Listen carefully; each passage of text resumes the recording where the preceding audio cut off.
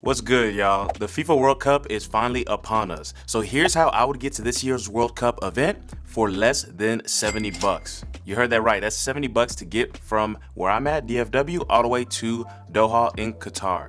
So if that's something that interests you, be sure you stay tuned. Now, of course, me being the patriot that I am, I would definitely want to go watch a game with Team USA. Okay, so I decided to start doing a little research and finding out exactly when their first exhibition game would be. Now, after diving deep into it, I found that their first game was going to be against Wales on November 22nd at 10 p.m.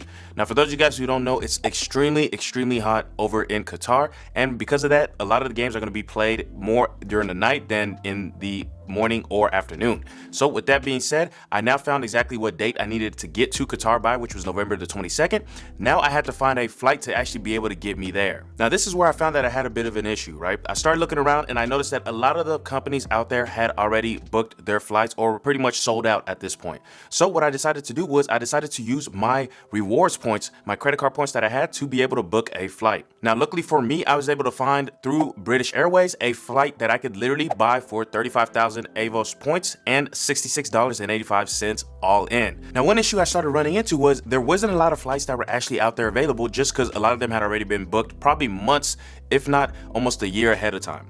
Now what I decided to do was I started looking at what I could do with more of my rewards points to see if I could possibly book a reward seat over to Qatar.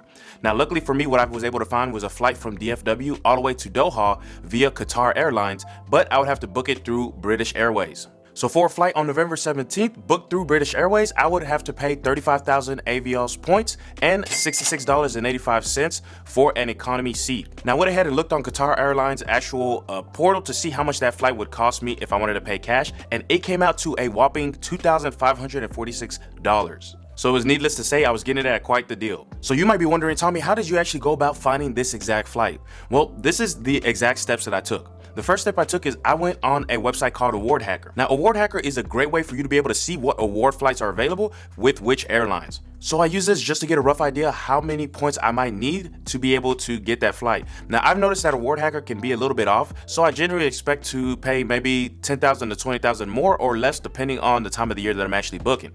But for me, I found it is the best way to be able to get a general idea of the amount of points that I need. So I found that the best way I'd be able to get out there was through British Airlines. The cool thing is that both Chase's Ultimate Rewards as well as Amex's membership rewards points can both be transferred over to British Airways. Now, for those of you guys who haven't watched any of my previous videos, I always find that the most value I can get from my credit card points is through transferring them to other travel partners. So this is usually the best bet, or typically the reason why I save my points is for events just like this. Now I decided to go with Amex because of a current 25% bonus that they were running just if you transferred over to British Airways Avios. So that would mean that I would only need to transfer 28,000 of my Amex membership rewards points to be able to get this offer that I found. So to me, I looked at it and this is quite a reasonable amount of points for majority of folks, right? There's a lot of people who are going to have around 28,000 membership rewards points. So to me, it made just the most sense. And again, guys, I always recommend just looking out for bonuses that may be available, especially with Chase, but more so Amex. I've seen Amex have some great offers in even the limited amount of time that I've been with them. Now, I will caveat that by saying that most people are against actually transferring their points unless they're actively trying to book a flight.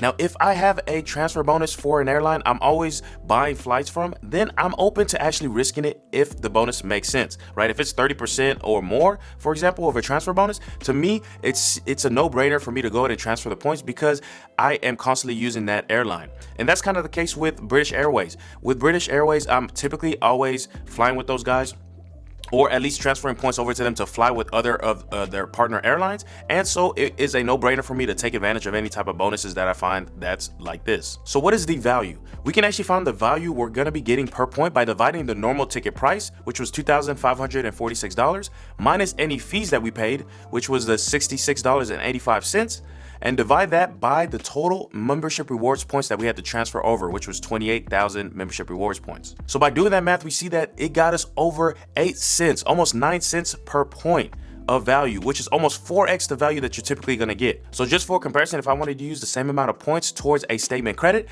it would have earned me just $168 or about 0.6 cents per point.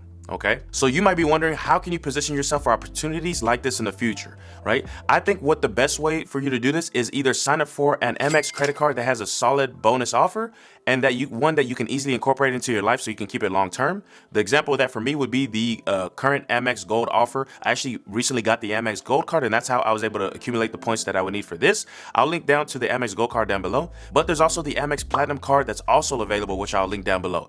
Both of those cards are great cards for you to use, especially if you want to get into the Amex ecosystem.